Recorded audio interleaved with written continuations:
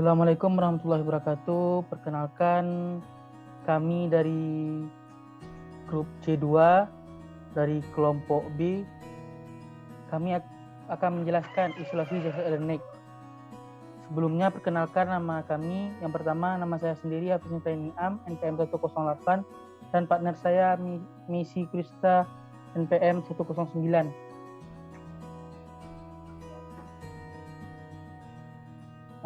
Sebelum kita lebih jauh membahas materi kali ini, maka perlu kita ketahui bahwa kita akan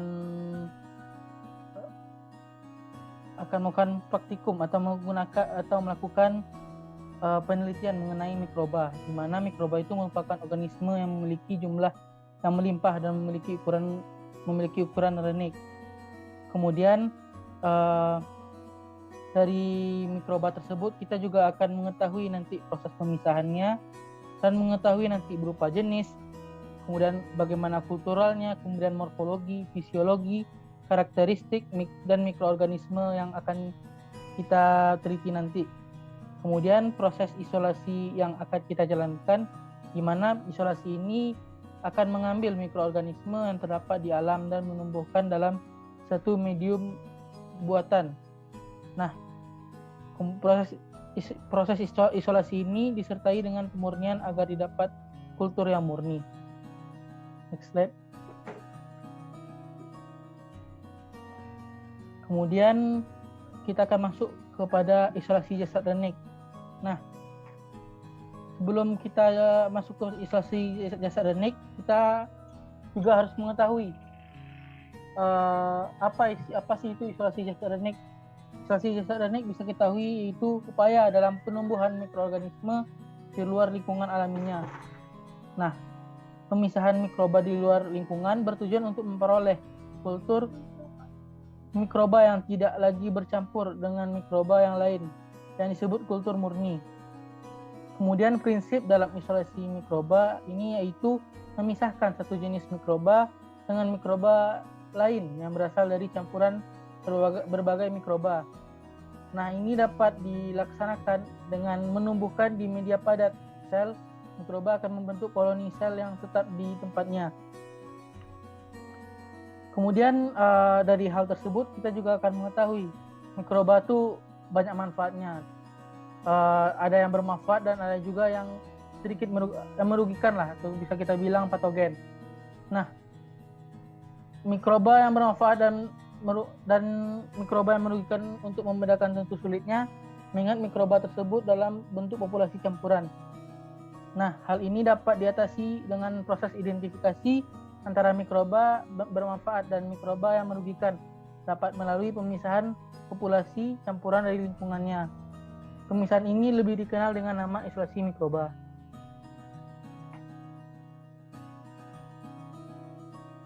Kemudian kita masuk kepada koloni bakteri. Dalam koloni bakteri yaitu merupakan organisme uniseluler yang tumbuh dengan cara pembelahan biner, yaitu salah satu membelah secara simetris. Nah, setelah melakukan pemisahan, mereka akan membentuk koloni, yaitu koloni bakteri. Nah, dalam koloni bakteri tersebut dapat diketahui bahwa terdapat sekumpulan bakteri-bakteri yang sejenis yang mengelompok menjadi satu dan membentuk suatu koloni. Koloni dari hal tersebut dapat kita ketahui bahwa koloni itu merupakan kumpulan dari mikrobia yang memiliki kesamaan sifat-sifat seperti bentuk, susunan, permukaan, dan sebagiannya.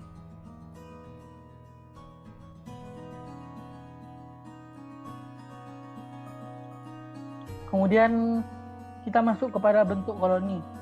Nah, dalam bentuk koloni ini dapat kita ketahui atau dapat kita dapati yaitu berbentuk sirkular atau bulat terapi, kemudian irregular, tidak beraturan atau bertepi, kemudian rhizoid, yaitu seperti akar dan pertumbuhannya menyebar. Kemudian dilihat dari tepi atau pinggirannya, koloni bakteri memiliki tepi yang rata atau entire, kemudian tepi yang berlekuk lobet, kemudian tepi yang bergelombang undulate, kemudian tepi yang bergerigi serat, kemudian tepi yang menyerupai benang atau filamentous, Kemudian apabila kita melihat elevasi atau ketinggian pertumbuhan koloni bakteri, maka bentuk koloni dapat diberakar menjadi koloni yang flat. Nah, di dalam koloni flat ini ketinggian tidak terlihat, namun rata pada seluruh makanan. Kemudian ada juga namanya konveks. Nah, pada konveks ini peninggian koloni berbentuk cembung seperti tetesan air dan ambonet. Nah, kemudian jika peninggalan koloni tersebut membentuk cembung di bagian tengah atau lebih menonjol. Kemudian kita bisa melihat bentuk-bentuk dari gambar yang telah kami bagikan. Kemudian mungkin next slide. Kemudian kita masuk kepada sifat-sifat bakteri. Dapat kita ketahui atau dapat secara umum dapat kita ketahui bahwa sifat bakteri itu terdapat di atas 3. Yang pertama, sifat koloni pada agar-agar dan dengan mengenai bentuk permukaan dan tepi. Bentuk koloni dapat dilukiskan sebagai titik-titik bulat,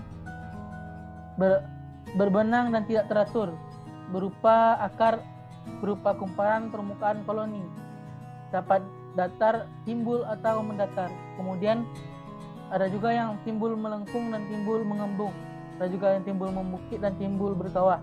Nah, dari tepi koloni yang utuh ada yang berombak, ada juga yang terbelah-belah, ada juga yang bergerigi, ada juga yang berbenang, ada juga yang keriting. Kemudian sifat koloni itu pada agar miring. Dalam sifat-sifat ini berkisar bentuk dan tepi koloni. Sifat-sifat itu dapat dinyatakan seperti pedang, duri, tasbih, titik, batang, dan akar. Kemudian sifat koloni ditusukkan dalam gelatin.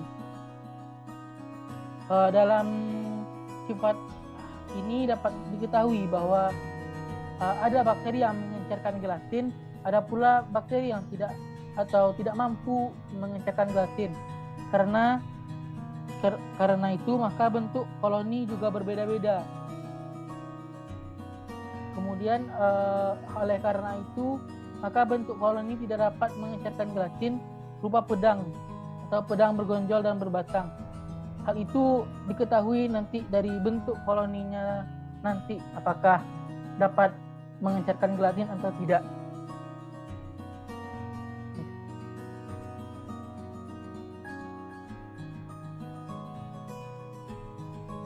Yang selanjutnya adalah morfologi bentuk-bentuk dari bakteri.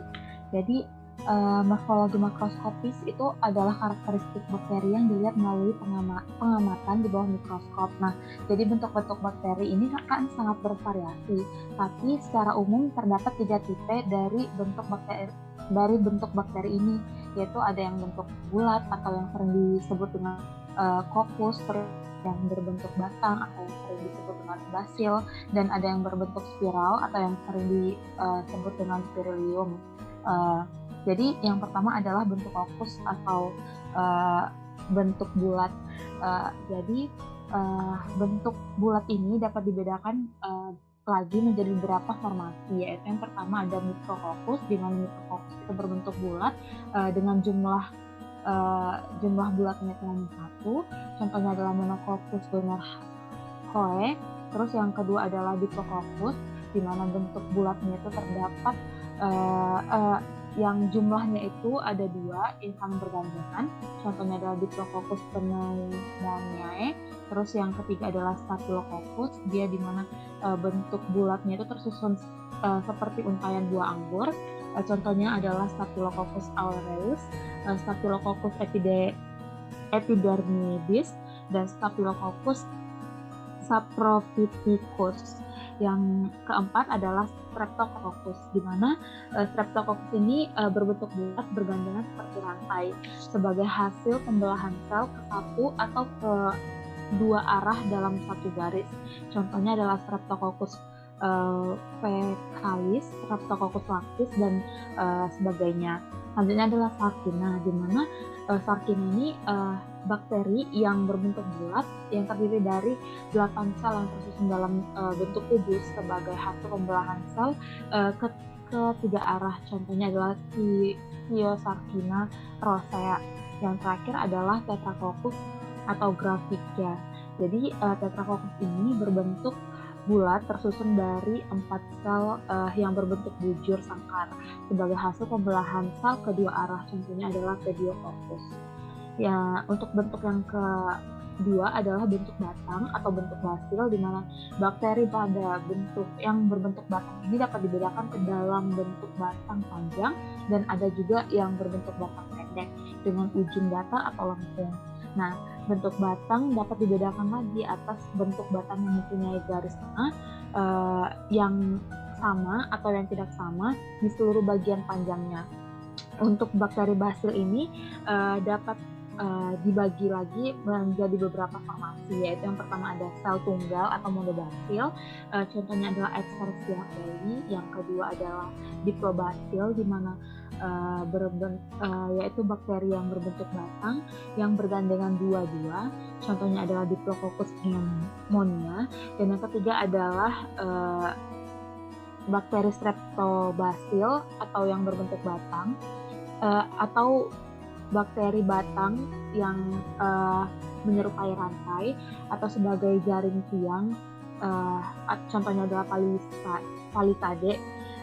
Untuk contoh bakterinya itu adalah Bacillus ascaris. Terus yang ketiga adalah bentuk lengkung atau bentuk spiral. Jadi bentuk lengkung atau spiral ini pada dasarnya dibagi menjadi beberapa formasi, yaitu yang pertama adalah bentuk koma atau vibrio jika lengkungannya itu kurang dari setengah lingkaran. Contoh dari bakteri berbentuk koma atau vibrio itu adalah Vibrio cholera, penyebab penyakit kolera. Yang kedua adalah bentuk spiral. Bentuk spiral itu jika lengkungannya lebih dari setengah lingkaran. Contohnya itu adalah Spirillum minor yang menyebabkan demam dengan transmisi tikus atau pengerat lainnya. Yang ketiga adalah bentuk spiroseta, di mana bentuk spiroseta itu berupa spiral yang halus dan lentur dan lebih berkelok dengan ujung yang runcing. Contohnya adalah Treponema pallidum, penyebab penyakit sifilis.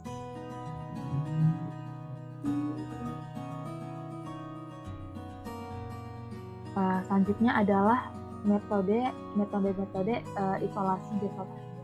Yang pertama adalah swab atau ulas pada satu permukaan sampel. Jadi metode ini menggunakan cotton bud steril pada sampel yang memiliki permukaan luas dan pada umumnya itu sulit dipindahkan atau sesuatu pada benda tersebut. Contohnya adalah kulit manusia, meja, batu, batang kayu, dan lain sebagainya. Untuk cara dari isolasi swab ini sendiri yaitu dengan mengusapkan cotton bud, memutar sehingga seluruh dari permukaan kapas tersebut itu berkontak dengan permukaan sampel. Nah, swab itu akan lebih baik jika cotton bud itu dicelupkan terlebih dahulu ke dalam larutan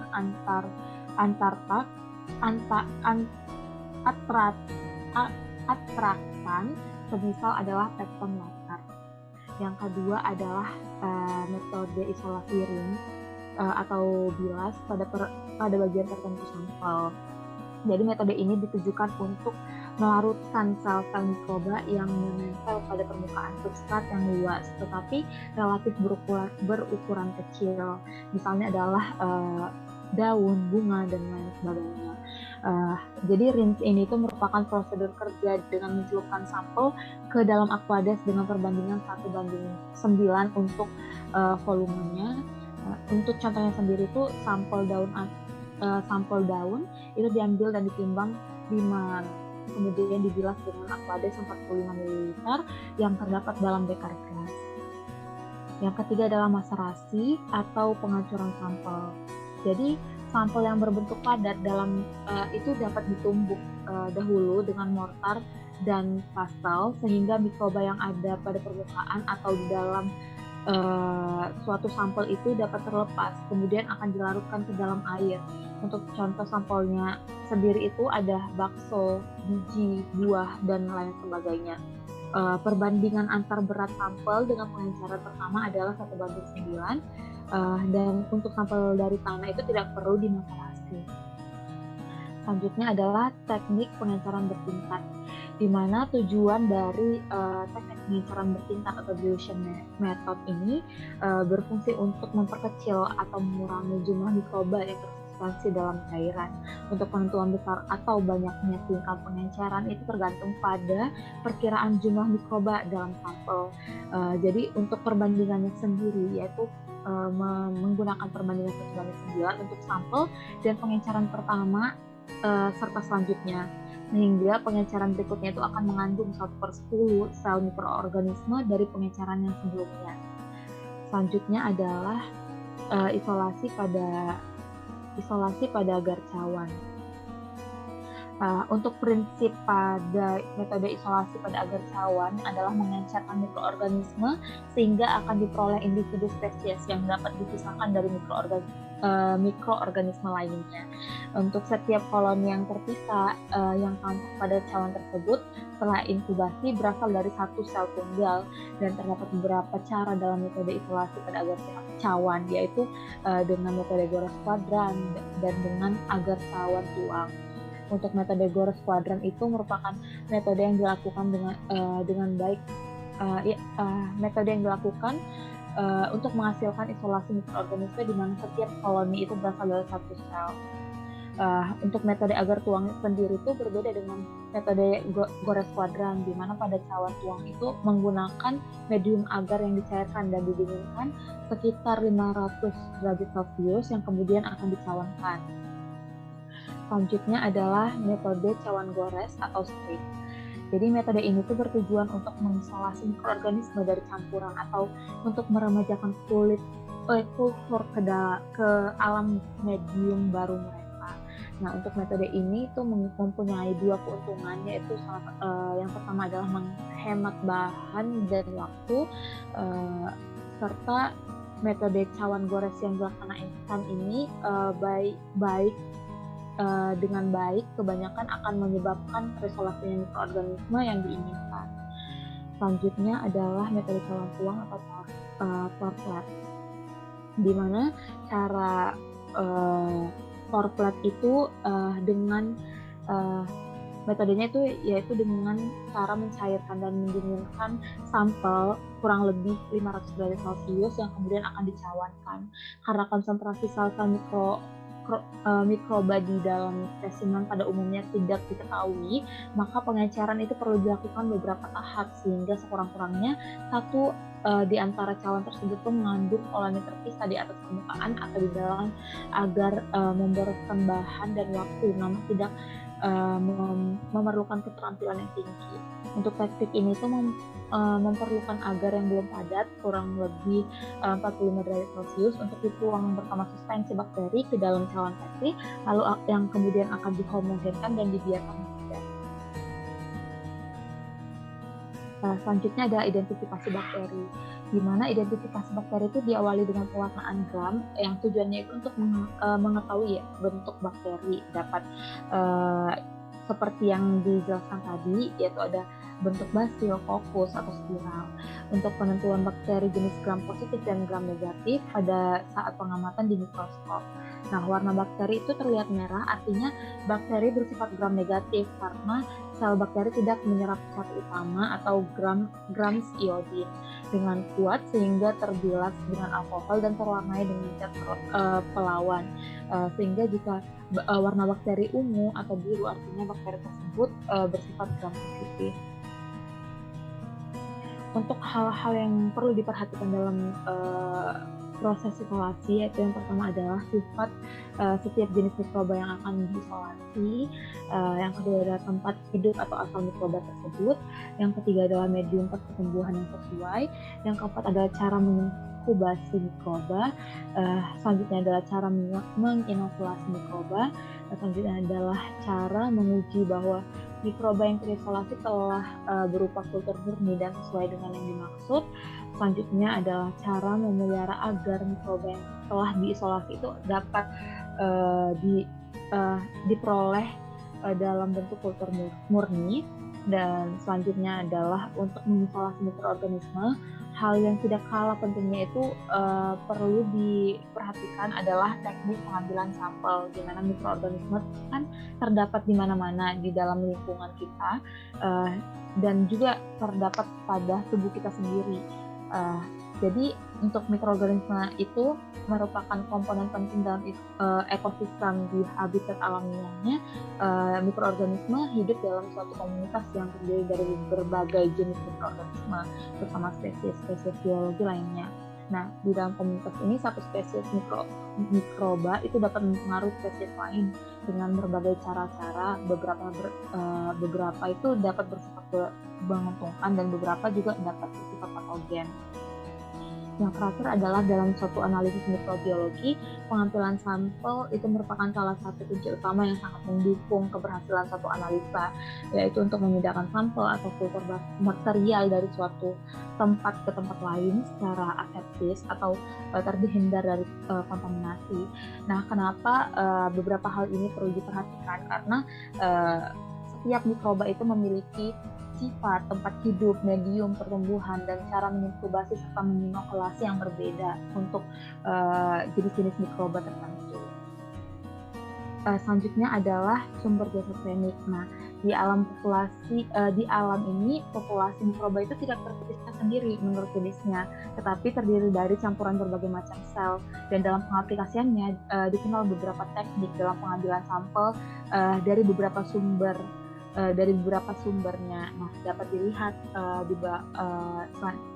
dilihat beberapa tahapan atau teknik-teknik yang perlu diperhatikan untuk mengambil diatogenik dari sumbernya. Yaitu yang pertama adalah tanah. Nah, jika mikroorganisme yang diinginkan kemungkinan berada di dalam tanah, maka untuk cara pengambilannya sendiri itu disesuaikan dengan tujuan dan kebutuhan.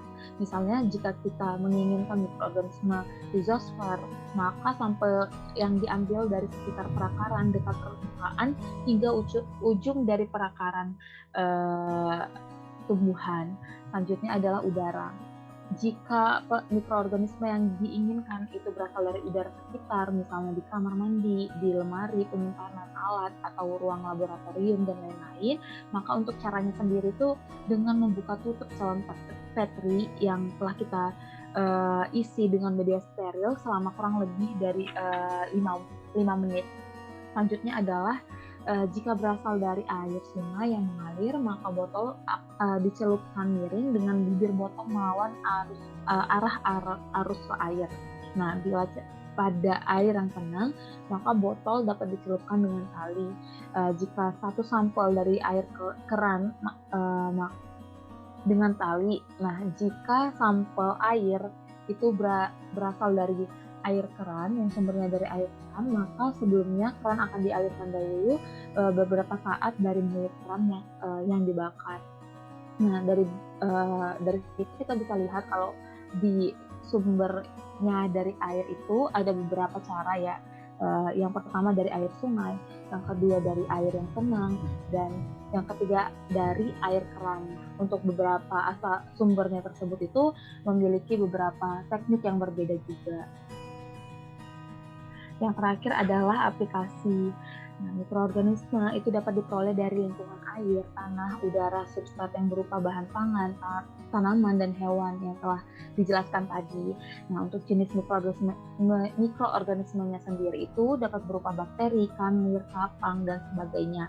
Populasi dari mikroorganisme yang ada di lingkungan ini sangat beraneka ragam, sehingga dalam mengisolasi itu diperlukan beberapa tahap penanaman sehingga berhasil dan diperoleh koloni yang tunggal atau kultur yang murni.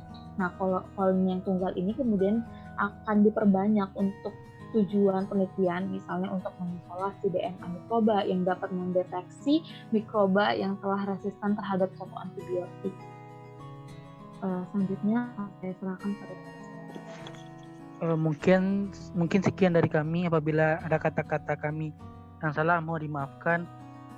Sekian dari kami, terima kasih.